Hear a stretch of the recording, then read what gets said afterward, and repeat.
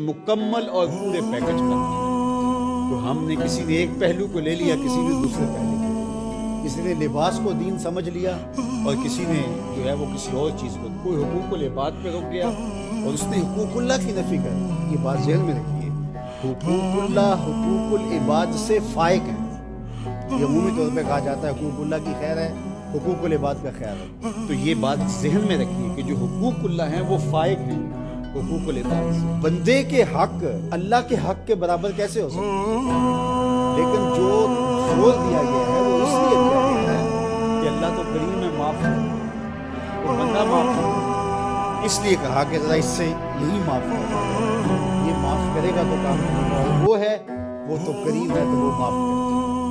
گا۔ تو اس کا یہ مطلب نہیں نکلتا کہ اس کے حق کو کمزور ہے، اس کے حق بندے سے فائق ہیں اوپر، تو اس لیے یہ بات ذہن میں رکھیے کہ دین ایک مکمل کامل اکمل